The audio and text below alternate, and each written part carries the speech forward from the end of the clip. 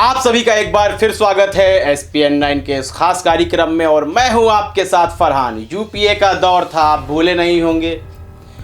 Gas की कीमतों पर चर्चाएं होती थीं, पेट्रोल की कीमतों पर चर्चाएं होती थीं।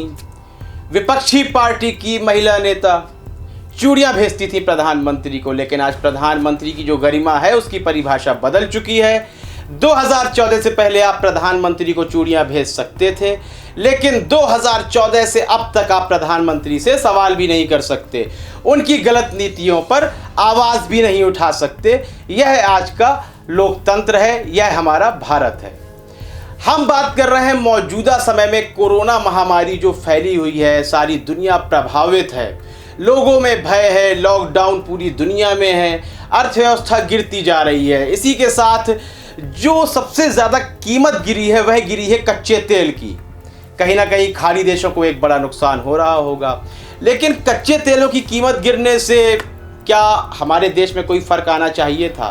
क्या पेट्रोल, डीजल, मिट्टी तेल इनके दाम कम होने चाहिए थे? बिल्कुल। जब आप अंतर्राष्ट्रीय बाजार से, वैश्विक बाजार से सस्ता माल खरीद रहे हैं तो आपको कीमतें भी कम करनी होंगी। लेकिन भारत में अब तक ऐसा कोई फरमान सुनने को नहीं मिला प्रधानमंत्री नरेंद्र मोदी द्वारा।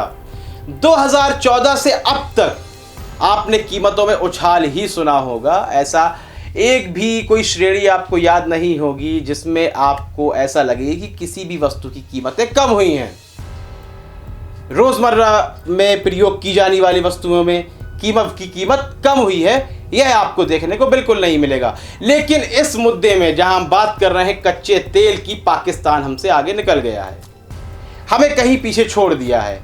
पाकिस्तान वह देश है जो भारत के आसपास भी नहीं टिकता, चाहे वह लड़ाई के मामले में हो, चाहे वह अर्थव्यवस्था के मामले में हो।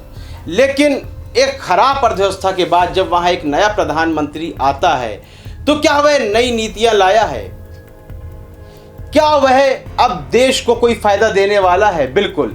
जब अंतर्राष्ट्रीय बाजार में तेलों की कीमत कम हुई है, कच्चे तेल की कीमत कम हुई है, तो वहीं पाकिस्तान में मैं आपको बता दूं, पेट्रोल पर 15 रुपए, हाई स्पीड डीजल पर 27 रुपए 15 पैसे, मिट्टी के तेल पर 30 रुपए और लाइट डीजल ऑयल पर 15 रुपए कम किए गए हैं। आप सोचिए कि एक बहुत भारी गिराव है कीमत पे, कम किया गया है, जनता को फ़ायदा मिलेगा।